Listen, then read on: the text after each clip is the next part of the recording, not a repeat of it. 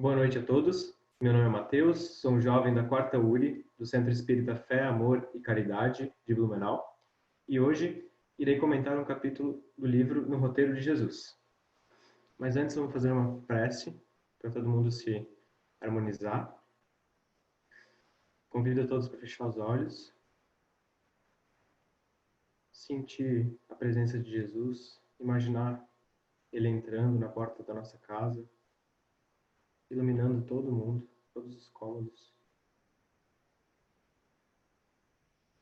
para que a gente possa estar harmonizado, tranquilos e absorva o máximo dessa palestra.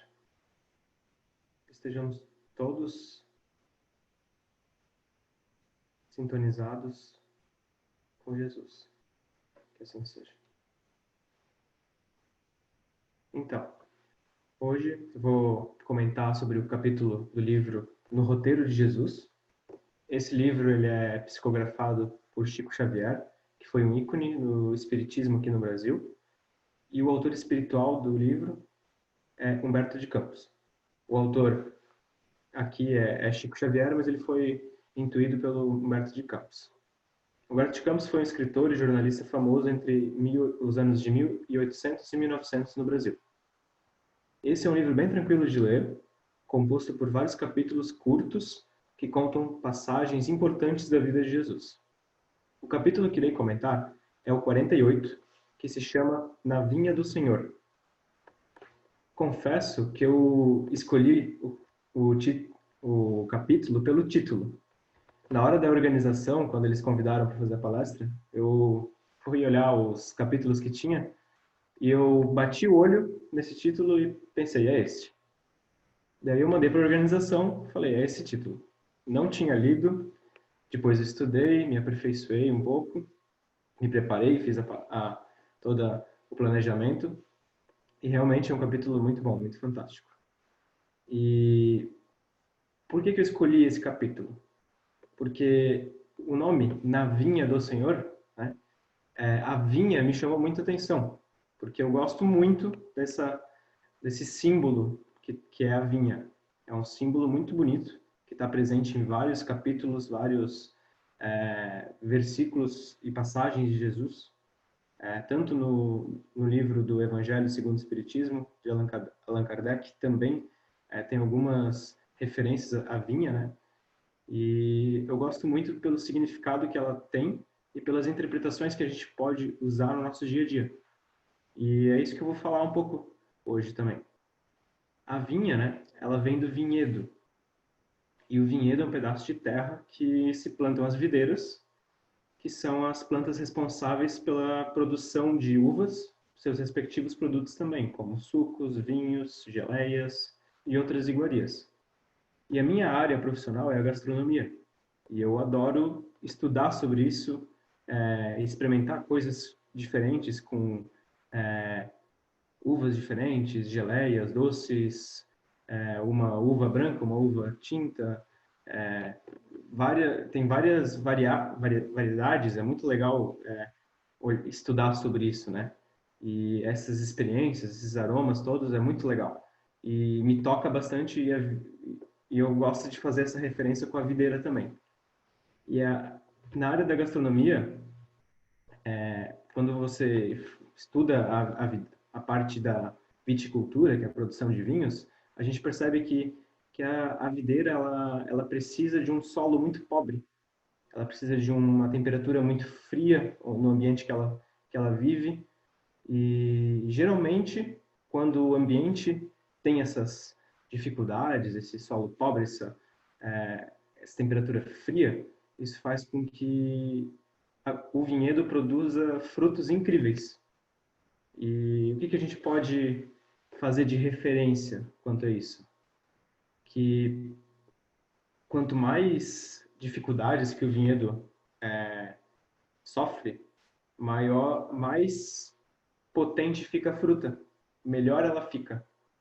E isso na nossa vida é a mesma referência. Quanto mais dificuldades que a gente passa, quanto mais desafios que a gente enfrenta, né, mais a gente se fortalece, mais a gente entende como que a gente se entende como se relacionar com os outros. E esse é o mais legal de fazer essa referência com o vinhedo, né? A gente tem que a gente pode se comparar a um vinhedo que produzimos bons frutos, enfrentamos essas dificuldades, precisamos de outros vinhedos, outras pessoas, né, para produzir frutos incríveis, né? E agora eu faço uma pergunta para vocês. Qual é o meio mais eficiente que Deus nos deu para a gente se aperfeiçoar e conseguir driblar e escalar essas dificuldades, enfrentar esses desafios? Como? Pela lei do trabalho. E é exatamente sobre isso que o livro se trata, que o capítulo trata, né? E tudo começa com Simão Pedro orando fervorosamente para o Senhor. E durante a oração ele se lembra das suas grandes obras, do seu trabalho incrível que Jesus, ele se lembra de Jesus e lembra das obras incríveis que ele fazia. E com toda a força dele, ele pediu para que Deus mandasse trabalho para ele e tarefas para executar. É aí que tá. Simão Pedro está pedindo trabalho. Por isso que eu fiz essa referência ao vinhedo e à lei do trabalho, né? E até que então, no meio da sua prece, surge o Mestre Jesus à sua frente. E Pedro fica admirado e pede em súplicas para testemunhar a missão do Cristo. Pede por atividades e pergunta quando que seria enviado serviços para ele executar. E Jesus, de forma mansa, fala: amanhã. Amanhã. Só para contextualizar, Simão Pedro ele era um dos apóstolos de Jesus. E nessa história ele estava numa casa modesta. E essa casa ela seria o futuro primeiro santuário dos apóstolos. Tá? Então, vira a noite e amanhece. E Pedro acorda super cedo, porque estava ansioso pela missão que o esperava. E se dedica a arrumar e limpar a casa, chegando até a enfeitá-la com rosas. Tamanho entusiasmo pela missão do mestre. Então, Pedro, tomando seu café da manhã, escuta uma gritaria na praça. E, de repente, entra pela porta um homem seminu assustado. Simão reconhece-o e sabe que há muito tempo este homem é procurado pela lei. Era Joshua. E Joshua, desesperado, lhe pede socorro, abrigo. E Pedro, zangado, lhe responde com firmeza: socorrer-te por quê? Não passas de ladrão. E Pedro entrega aos homens da lei. Satisfeito consigo mesmo, porque sabia que estava fazendo a coisa certa, e ansioso pela missão do mestre. Pedro continua seus afazeres de casa, e logo após, ao meio-dia, chega na casa uma mulher muito triste e doente, implorando por remédios e um retiro espiritual. Pedro reconhece-a também.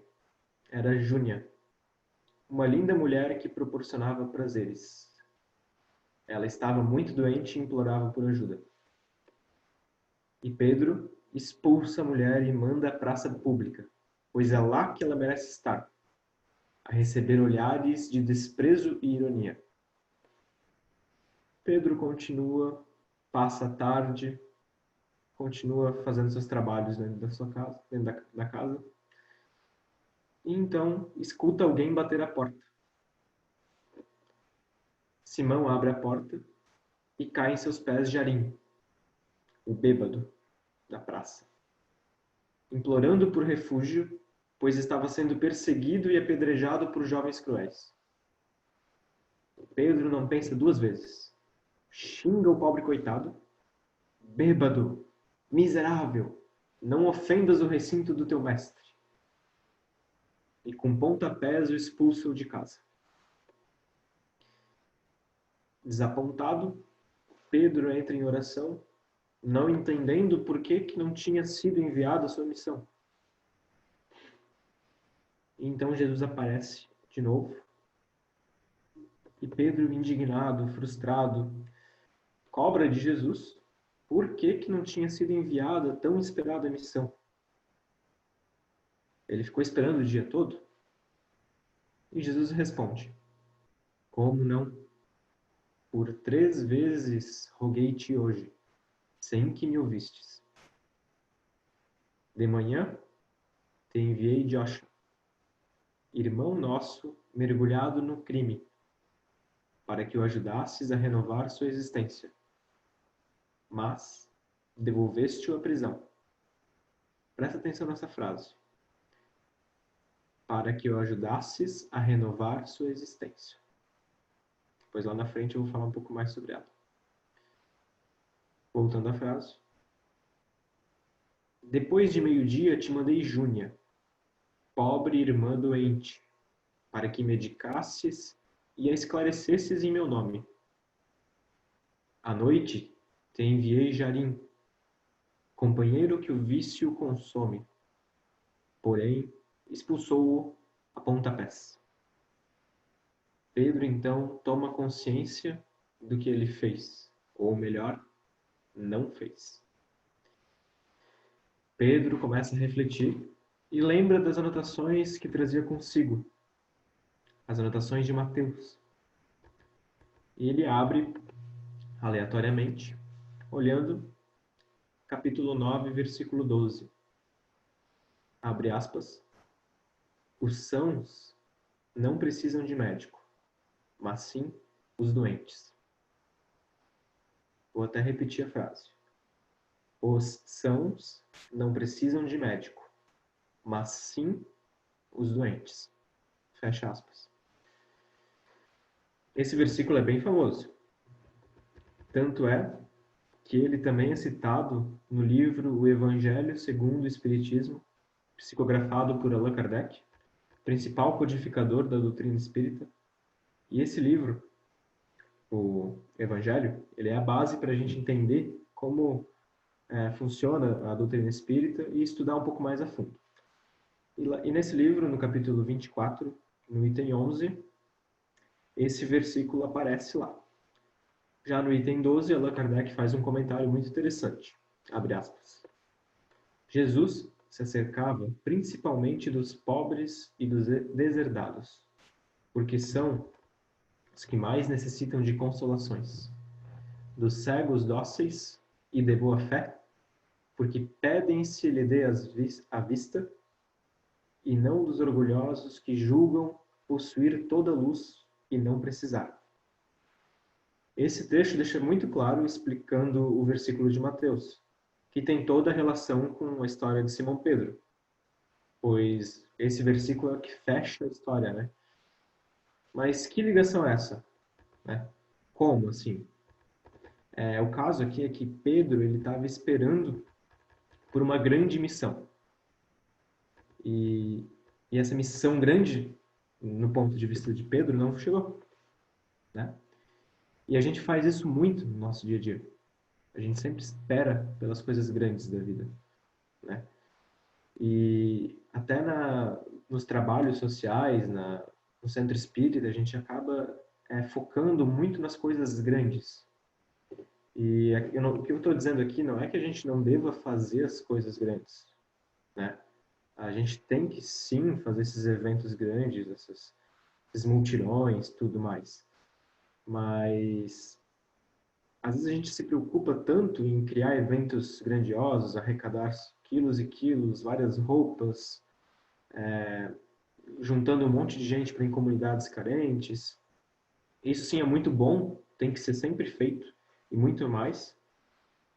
Porém, a gente se esquece de olhar para o lado, de olhar para o lado do nosso dia a dia e ver aquele irmão que está lá embaixo, no prédio, pedindo um alimento, ou aquele irmão que bate na porta do trabalho pedindo um, um agasalho. E essas tarefas do dia a dia, essas pequenas coisas, têm também um grande valor, se não o mesmo. Então, vamos, além de se preocupar com as grandes tarefas, os grandes eventos, se atentar também aos pequeninos, aos que estão sempre no dia a dia, que a gente não vê, que a gente passa reto. É isso que eu quero, que a gente tem que entender, que a história de Simão Pedro quer nos mostrar. Que ele teve 3 oportunidades no dia. Três, 3 oportunidades de trabalho, de missão. E nenhuma ele fez. E ele estava esperando por algo grandioso. Mas com certeza, pro malfeitor, para Júnia ou pro bêbado, se eles fossem acolhidos, isso sim seria uma grande coisa, uma grande missão. Para eles, isso seria uma grande missão. Então vamos nos atentar a isso, olhar sempre os nossos pequenos atos no dia a dia.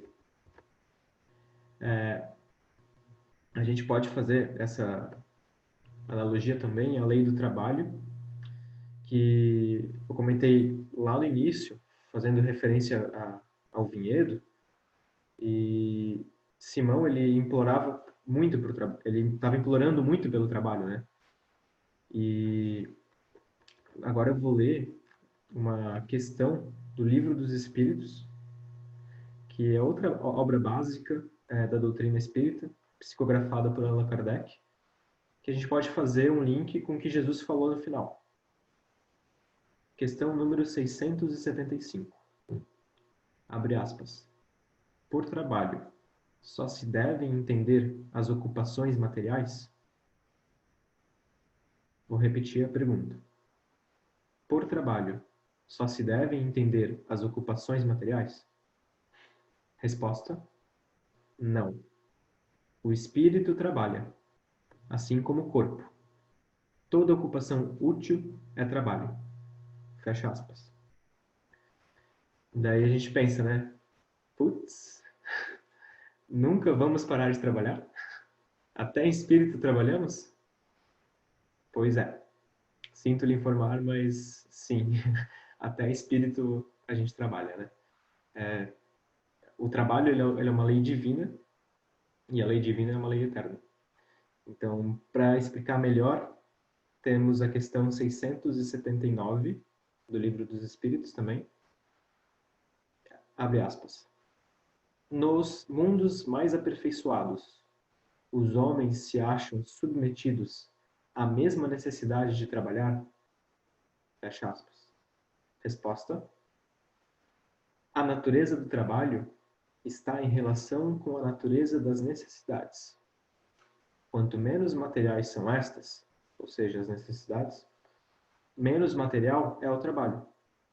Mas não deduzais daí que o homem se conserve inativo e inútil. A ociosidade seria um suplício, em vez de ser um benefício. E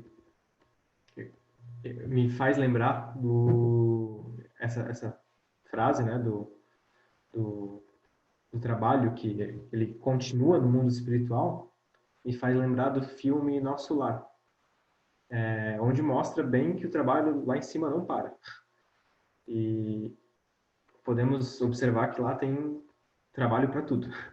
E esse filme ele é baseado num livro do mesmo nome, Nosso Lar. Ele é psicografado pelo Chico Xavier, sob a influência de André Luiz. E ele conta na sua história do livro quando André Luiz ele chega no mundo espiritual após o desencarne. E é bem interessante. Recomendo bastante a leitura. Ou, para quem quiser ver o filme, também é bem legal. E a gente pode observar com isso que o trabalho ele está presente 100% na nossa vida. E ele está ligado diretamente à caridade, que é outra lei divina. Percebemos também que a gente não precisa se esforçar fisicamente para ajudar uma pessoa, para fazer a caridade, para trabalhar. Simão estava implorando para o trabalho. Teve 3 oportunidades, as 3 ele não fez, e nenhuma delas precisava de esforços físicos, de muitos esforços materiais, sabe? A maior parte ele podia fazer de uma forma simples, que é o que Jesus pega, né? Que o amor ele é a chave. Então, muitas vezes a gente só fazer uma oração já é um trabalho, já é uma caridade. E não precisa se esforçar fisicamente para fazer uma oração. Só a gente se conectar. E muitas vezes ouvir uma pessoa também, se dedicar a ouvir aquela pessoa. Às vezes ela está precisando só colocar para fora o que ela está passando. E a gente se disponibilizar para escutar mesmo de verdade, não só ouvir, assim, parar para escutar. Isso já é um trabalho, uma caridade muito boa. E lembrando que Simão teve as 3 oportunidades, e a primeira oportunidade do dia foi o do malfeitor. Nessa oportunidade, ele não ia precisar de nenhum bem material para ajudar, e nem esforço físico, como eu tinha comentado antes. Como Jesus mesmo comentou na história, eu até repeti a frase e falei que eu ia usar ela depois, e vou repetir ela de novo agora. Abre aspas. Enviei-o para que o ajudasses a renovar a própria existência. Fecha aspas. Ou seja, Simão poderia ter ouvido e conversado com o malfeitor, e até iluminado o caminho do mesmo, ajudando-o com palavras do Evangelho. Isso seria o que Jesus esperava, né, que fosse feito. E seria algo fácil para Pedro. Isso seria o mais puro ato de amor e de caridade. Ele não ia precisar de esforço físico. E então, convido todos a continuar trabalhando, fazendo bem, plantando bem, cuidando das nossas videiras, né? Porque na vinha do Senhor tem muito trabalho. Agora até lembrei que existe um capítulo 20 do Evangelho segundo o Espiritismo, que fala dos trabalhadores da última hora. Então, que também é numa videira. Então, olha só que legal, né? A videira, ela aparece ali de novo, e ela é um sinônimo de um campo de trabalho. E que tem muito trabalho a ser feito. Basta a gente observar mesmo os detalhes da vinha. E eu quero finalizar o, o capítulo agora, né, com um dos meus versículos favoritos do Evangelho, que é o Evangelho de João, capítulo 15. E eu vou aproveitar para dar umas pinceladas no meio ali, mas esse versículo ele explica também por que eu gostei do título do capítulo, né, que é Na Vinha do Senhor. Então eu vou ler aqui rapidinho. Abre aspas. Eu sou a videira verdadeira, e meu pai é o agricultor. Todo ramo que, estando em mim, não dá fruto, ele corta. E todo que dá fruto, ele poda, para que dê mais fruto ainda. Como eu falei que eu ia fazer umas pinceladas, né? Olha só que interessante. Todo ramo que dá fruto, ele poda. Nossa, o ramo está dando fruto e Deus poda? Por quê? Por que ele poda? Porque quando você poda uma fruta, ela vem mais forte, ela vem mais, né? E quantas vezes a gente acaba enfrentando desafios na vida, né, que a gente não entende por que a gente é podado. Por quê? Provavelmente porque aquela poda vai servir para vir novos frutos, melhores ainda, né? Então, quis fazer essa observação. Continuando aqui. Vocês já estão limpos pela palavra que lhes tenho falado. Permaneçam em mim e eu permanecerei em vocês. Nenhum ramo pode dar fruto por si mesmo, se não permanecer na videira. Vocês também não podem dar fruto, se não permanecerem em mim. Eu sou a videira, vocês são os ramos. Se alguém permanecer em mim, e eu nele, esse dá muito fruto, pois sem mim vocês não podem fazer coisa alguma. Se alguém não permanecer em mim, será como o ramo que é jogado fora e seca. Tais ramos são apanhados e lançados ao fogo e queimados. Se vocês permanecerem em mim, e as minhas palavras permanecerem em vocês, pedirão o que quiserem, e lhes será concedido. João capítulo 15, versículo 1 ao 7.